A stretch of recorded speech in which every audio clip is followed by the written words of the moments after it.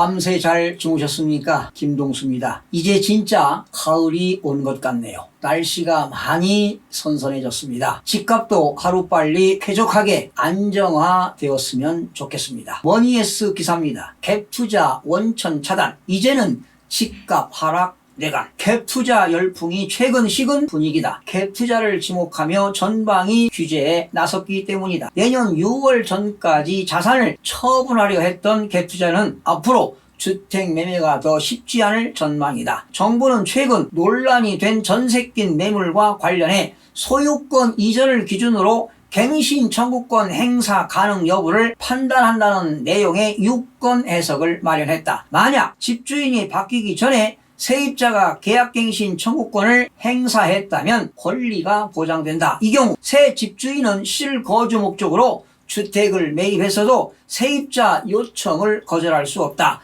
매매 거래 시 세입자의 계약갱신 청구권 권리도 함께 승계하기 때문이다. 이에 따라 앞으로는 전세 낀 매물 거래인 갭투자가 더 쉽지 않을 전망이다. 자, 여러분, 이제는 갭투자를 한 다주택자들과 법인들이 어려운 상황에 처하게 되었습니다. 내년 5월 31일까지 처분해야 보유세와 양도소득세를 줄일 수 있을 텐데요. 전세를 낀 매물들은 거래가 쉽지 않을 것으로 보이기 때문입니다. 그 이유는 임차인이 거주 중인 주택을 매매하는 경우 임차인의 거주권을 보장해 주어야 합니다.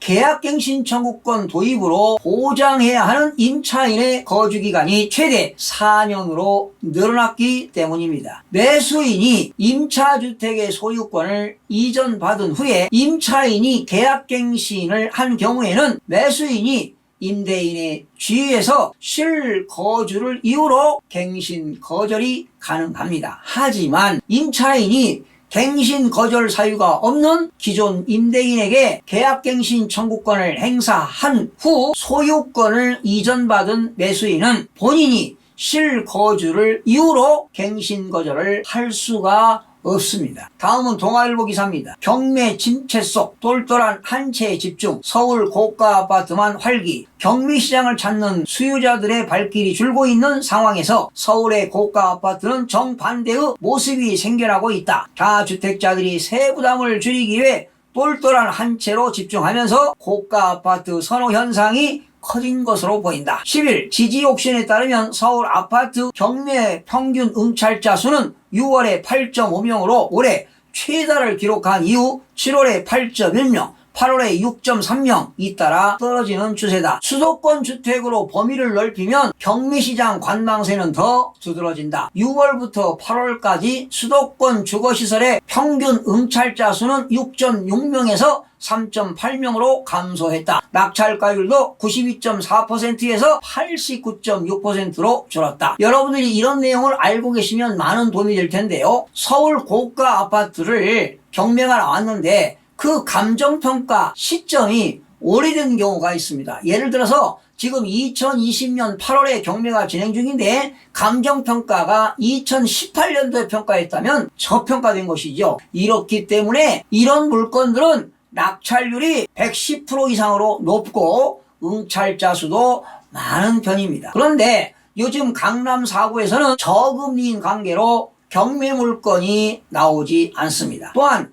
유찰된 물건도 거의 없는 상태입니다. 그러나 전국적으로 볼 때 경매 물건 종류가 다세대라든가 연립주택 그리고 근린상가가 대다수를 차지하고 있는데요. 그 이유로는 한계 가구들이 급증하고 있기 때문입니다. 또한 장기 경기 침체로 빈 상가가 즐비하다는 것이거든요. 그래서 이렇게 다세대나 연립주택, 근린상가가 경매물건으로 속출되고 있는 상황입니다. 앞으로 경매시장을 예측해보면요, 낙찰률과 응찰자 수가 상당히 감소할 것으로 보입니다. 앞으로 여러분들이 경매로 낙찰받기를 원하시는 분들이 있으면 정말 찬바람이 불 때, 경매시장에 찬바람이 불 때 그때 응찰하는 것입니다.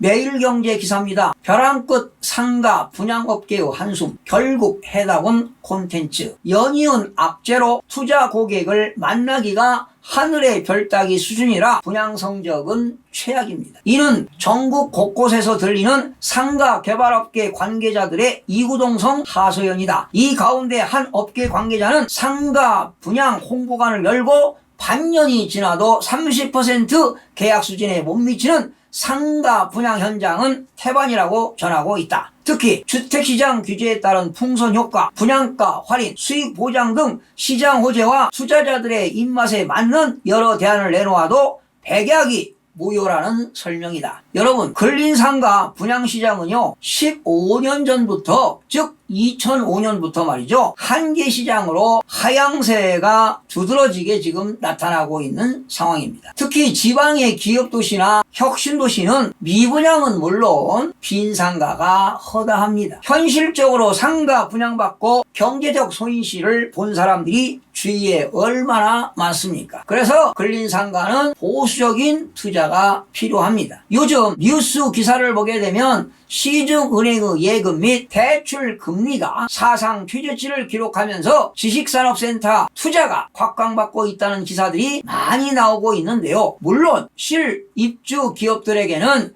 세제 혜택이 많기 때문에 장점도 있지만 개인이 투자를 해서 임대 수익을 내기란 결코 쉽지만은 않습니다. 철저한 물건 분석으로 투자에 신중을 기하시기를 부탁드립니다. 팬데믹 사태 이후에 오프라인 상가 시장의 변화로 큰 타격이 예상이 됩니다. 상가정보연구소 박대원 소장은 이번 사태가 아니어도 이미 상가 분양시장 이정표는 하향세를 향해 있었다고 강조했다. 무엇보다도 신도시 상가 투자에서 많은 투자자들이 장기 공실로 인해 땅을 치며 후회하게 만들었던 사례는 상가시장에 대한 적잖은 불신과 함께 적잖은 예비 투자자들에게 학습 효과로 이어져 상가 관심 수요 이탈에도 영향을 미쳤다는 것이 박대원 소장의 분석이다. 맞는 말이지요. 상가정보연구소 박대원 소장의 분석이 정확한 진단입니다. 제가 이미 상가 투자 함부로 하지 말라고 여러 번 방송한 바도 있습니다. 온라인 시장이 확대되면서 심지어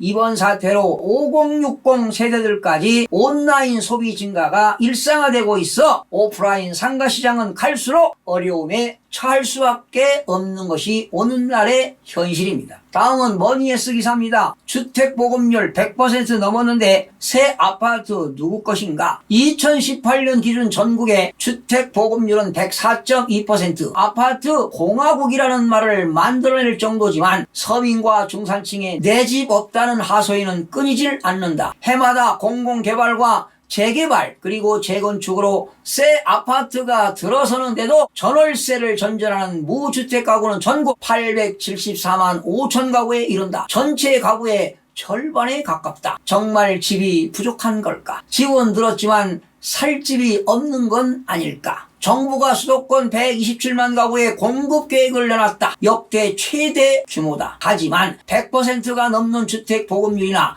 이미 너무 오른 집값으로 인해 공급 대책의 실효성이 낮다는 지적도 있다. 다주택자들의 매집이 더 이루어지기 때문이다. 시민단체 조사 결과 과거 공급된 신규 주택 절반 이상이 다주택자들의 투기에 사용된 것으로 드러나기로 했다. 여러분, 집값 폭등이 과연 주택이 부족해서일까요? 물론 특정 지역을 보면은 인구 대비 부족한 경우도 없지 않아 있습니다. 그러나 지금 현재 국내 주택 보급률이 이미 100%를 넘었습니다. 새 아파트가 나오면 현금 부자인 다주택자들이 사들이는 경우가 많을 것입니다. 그래서 늘 공급이 부족하고 집값이 올라가는 것입니다. 그들이 사가지고 경우에 따라서는 자녀들에게 증여하는 경우도 많겠죠. 전국적으로 빈집이 얼마나 되신지 아십니까? 2019년 기준 151만 7천호로 우리나라 전체 주택의 무려 8.4%에 달하고 있습니다. 특히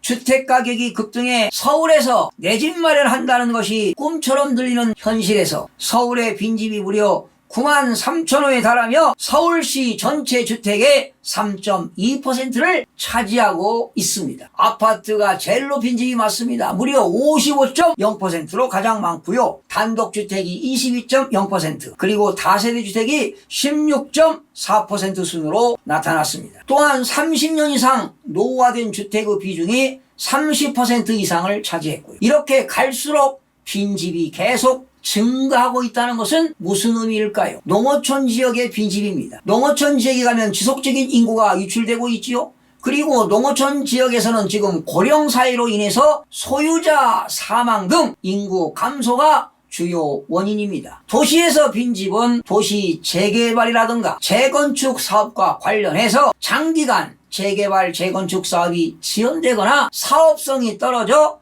빈집으로 방치되는 경우가 상당히 많습니다. 정부는 이러한 빈집 은행을 구축하여 잘 활용할 수 있도록 제도적인 기틀을 마련해야 할 것입니다. 통계청이 말이죠, 올 6월 발표한 자료에 따르면 2018년 기준 국내 주택보급률은 104.2%로 이미 100%를 넘었고 전년 대비 0.9%포인트 상승했다. 1가구당 한 채 이상의 집을 보유할 수 있다는 의미다. 통계청 조사에 따르면 2018년 11월 1일 기준 무주택자는 874만 5천 가구다. 전국에 집을 소유한 사람은 1,401만 명으로 1년 전과 비교해 34만 명, 2.5%가 증가했다. 이 중 집을 한 채만 소유한 사람은 1,181만 8천 명, 84.4%였다. 나머지는 다주택자다. 다주택자는 2012년 관련 통계 작성 이래 6년 연속 증가했다. 비율만 놓고 보면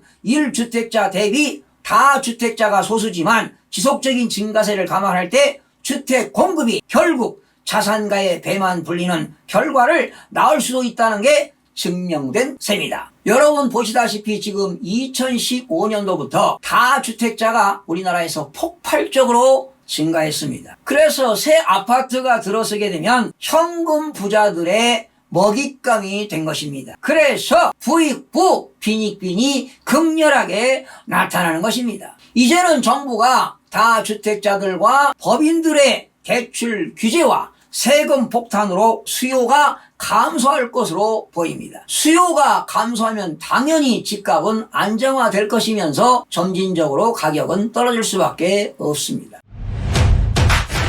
다주택 증가와 함께 주택 공급의 선행지표로 여기는 인허가 물량 역시 늘었다. 지난 7월 전국 주택 인허가 실적은 4만 178가구를 기록해 전년 동기 대비 45.7%가 증가했다. 경실련 관계자는 정부의 공급 대책을 보면 서민을 위한 장기 공공임대주택은 30%에 불과하다며 나머지 70%는 분양아파트라고 지적했다. 이어 공기업과 건설업체에 막대한 이득을 안겨주고 이후에는 투기 세력의 투기 수단으로 전략할 수밖에 없다고 꼬집었다. 경실련 조사에 따르면 최근 10년 동안 신규 주택 공급 500만 가구 가운데 절반 이상인 260만 가구는 다주택자들이 사재기였다. 그럼에도 건설 부동산업계가 계속해서 공급 확대를 주장하는 건 사실상 청약이 흥행 보증수표인데다가 막대한 이윤을 남길 수 있다는 계산 때문이란 지적이다. 여러분, 세상 구조는 반드시 명암이 있기 마련입니다. 건설 경기가 활성화되어야 지역 경기가 좋아지는 것은 당연한 이치입니다. 그러나 그동안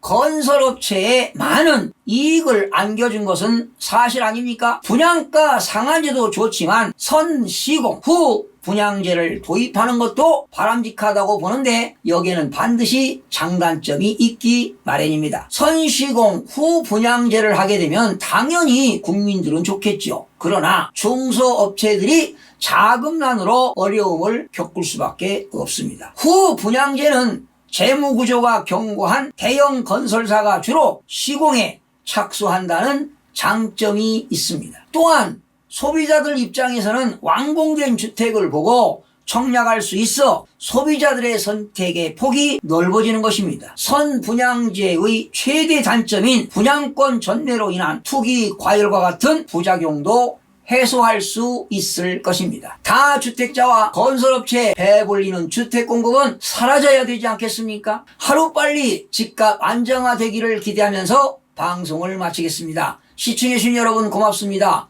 최선을 다하겠습니다. 마음이 드셨다면 구독, 좋아요 꼭 부탁드리겠습니다. 고맙습니다.